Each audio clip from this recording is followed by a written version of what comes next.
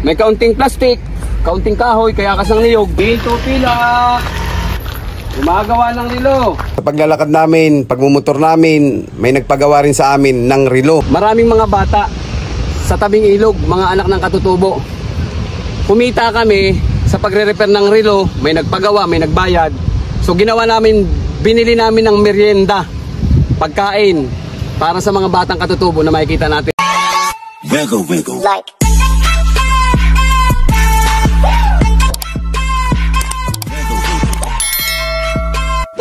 Ito pilak. Bibili ng mga sirang ala silver. At yan guys, puntahan natin. Meron daw siyang ibebenta na relo sa akin. Ano relo mo? Hindi nga.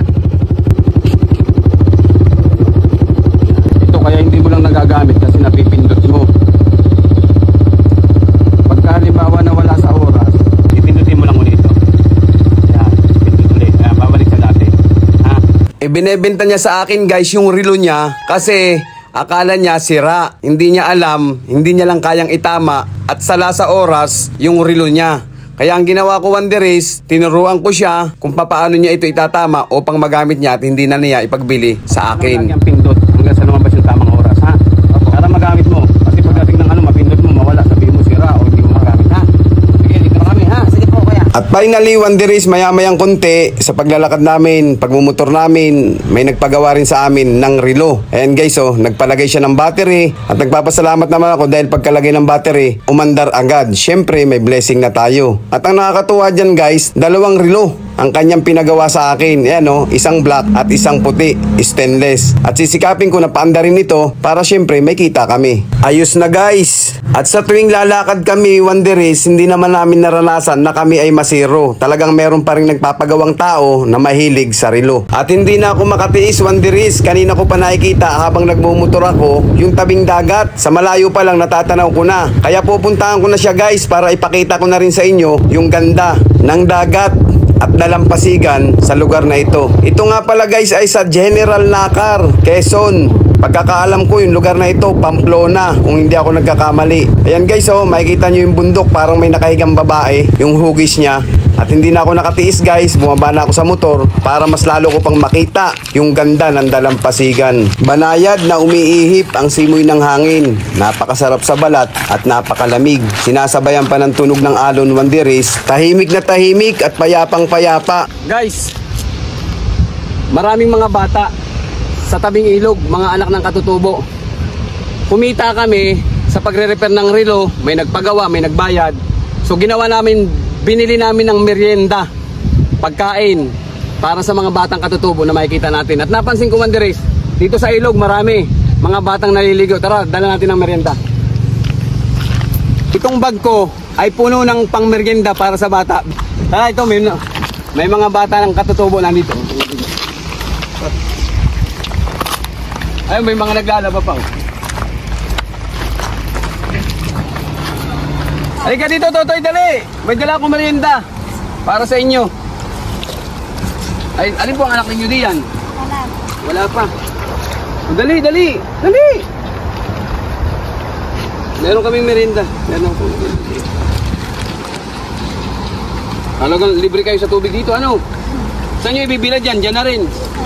Okay. Saan kayo nakatira?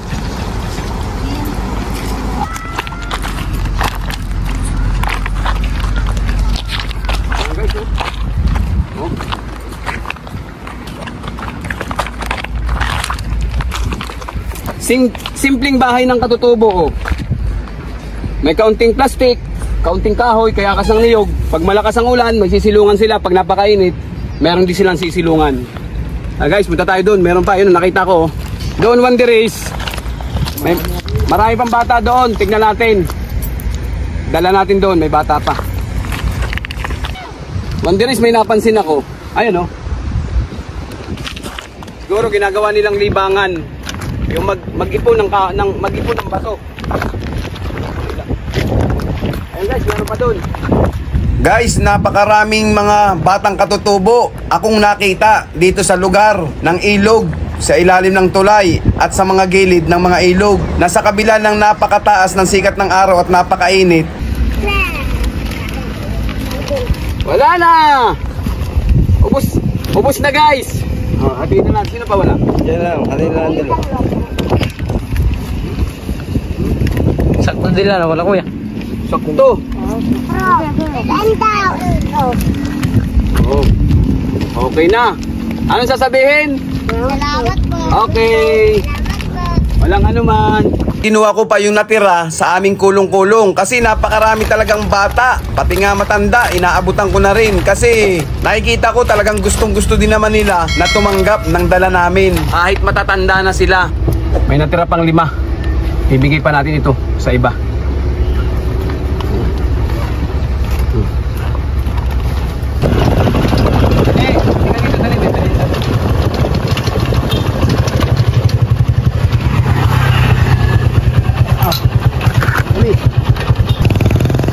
Ako na lalapit.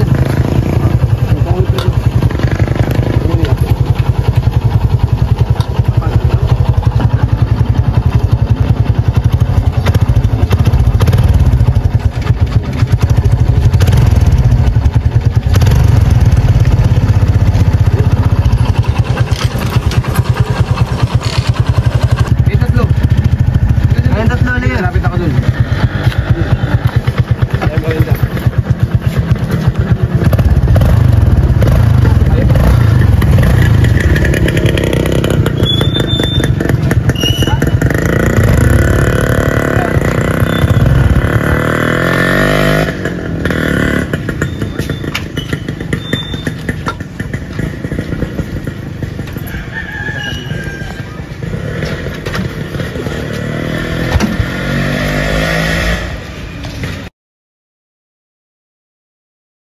Ingat ha, dahan-dahan na, ingat. At pinasakay ko na rin sila guys kasi tinanong ko sila pala ay galing na sa school. Uwian na daw at malayo pa ang kanilang bahay.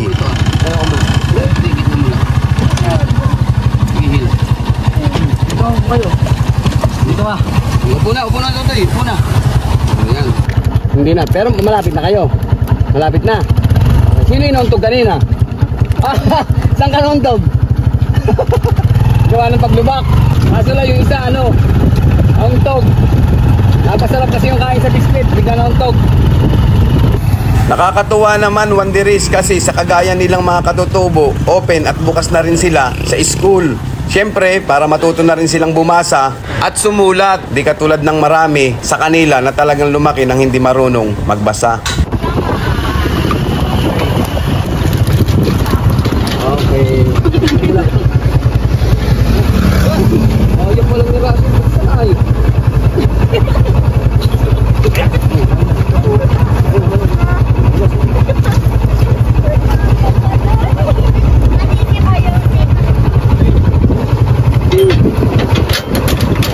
Wanderis, masarap lang talaga sa pakiramdam ang makatulong ka sa kapwa mo kahit sa maliit na bagay kasi makikita mo ang ngiti nila ay abot-abot sa kanilang damdamin. Ito pila. Umibili ng mga silang ala silver. Gumagawa ng rilo. Ate, baka may mga rilo kayo dyan, mga silang alahas. Kabiyak na ikaw, putol na kwitas. Mga sila unang pera po, baka meron kayo. Ako. Si Bibi. Ako. Bibigyan ko si Bibi. Bibigyan ko si Bibi ng merienda.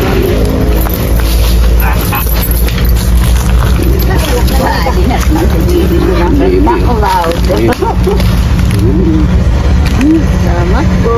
Wala na yung bata diyan.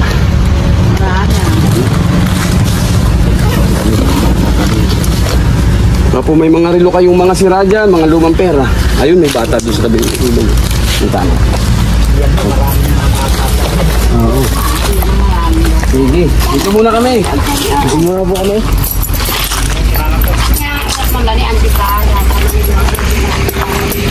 Alam nyo Wanderis, sa dami ng batang katutubo doon sa ilog, sa bawat nilalakaran at pinupuntahan namin, talagang kulang yung dala namin. Gustuin ko man na mabigyan silang lahat, pero talagang kulang at kapos. Kuya. Ano man lang ninyo? Salamat po. Pagdalindan nyo ha. Okay. Susunod, pag nakabalik ako, baka may dala akong pangkapit.